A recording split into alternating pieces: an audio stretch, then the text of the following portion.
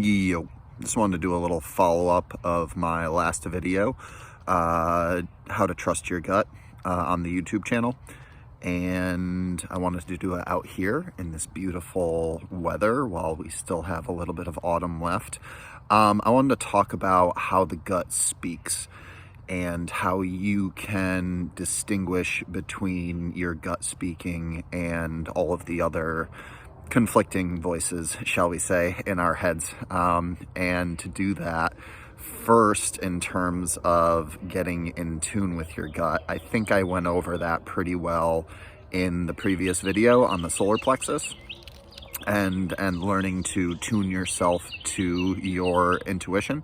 So if you're looking specifically on how to get into the general frequency of being able to receive your intuition through your solar plexus and tune into that gut instinct, go check out that video. Right now, I want to talk about what it looks like and what it sounds like when you are receiving that intuition and the differences between that and all the other things. So first, I mostly see and hear my intuition, but to be honest, most of the time I hear it. And I don't mean that I hear it like a sound that blocks out other sound. For instance, before I was sitting here, I was meditating on being able to say the best words for the video, and as I was thinking and intuiting in my head, that intuition is a voice, similar to the sound of your own linguistic, verbal thoughts going on in your head, but it's more of a thing that happens to me rather than a thing I generate, like my own thoughts.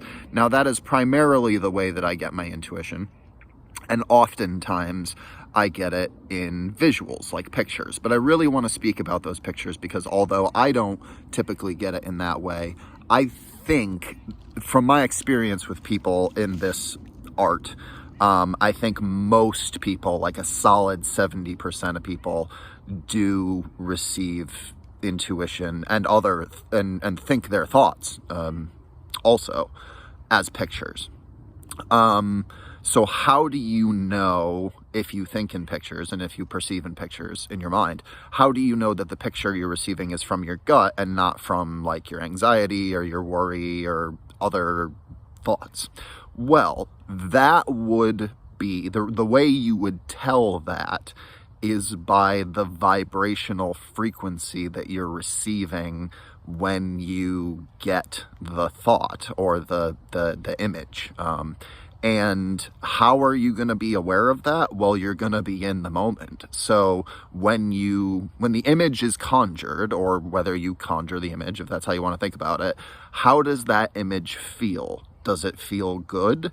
Does it feel good in a way that resonates rather than just being a fleeting pleasure? Because that is a good thing to distinguish between your gut instinct, because your gut is attached to your stomach, which can find pleasure in eating food that is not necessarily good for it. So too may you find pleasure in some of the images that come to you, like I don't know, like rapping your boss over the head with a pencil because you don't like him. That image may be pleasurable for a moment in your mind, but ultimately it's not pleasurable because it reminds you of your vibrational awareness that you don't really like your boss and you're stuck in this job with him and maybe you should leave, but you're not, So there's a difference between resonant, vibrationally attuned, good, joyful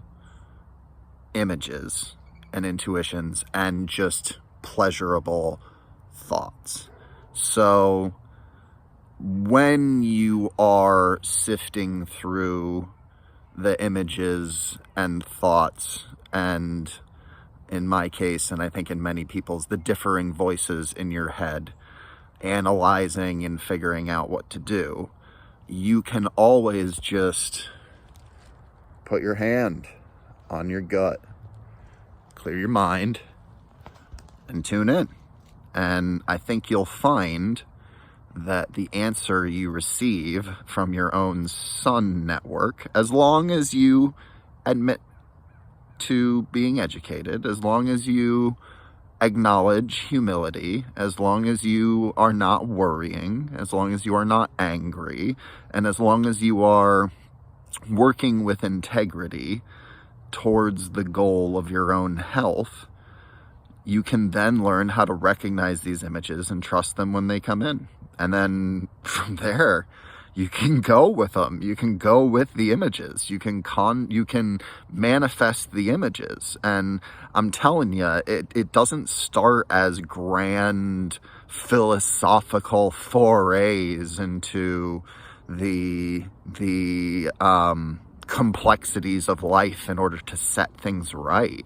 Following your gut is about you and your path and you feeling good beyond what anyone says or does. And the reason that following your gut instinct is so personal reminds me actually of a story I learned growing up in the church about Jesus. You know, when Jesus was going around doing Reiki and helping people feel better, oftentimes after his sessions with them, he would tell them, go forth and tell no one. And that's the thing about following your gut. If you try to sit there and explain to all the naysayers that what your gut says is right, they could find a million reasons to disprove you with logic, with their own emotional reasons. You know, they could do anything or say anything that sets you off your rocker, sets you off your vibration without even meaning to half of the time, most of the time, I'd say.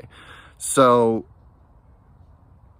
tune in to your Sun network and take heed of what it says. And lo, you just might find yourself in a good place, and that good place may be something unexplainable to other people who don't follow their gut like you do. Thanks, guys.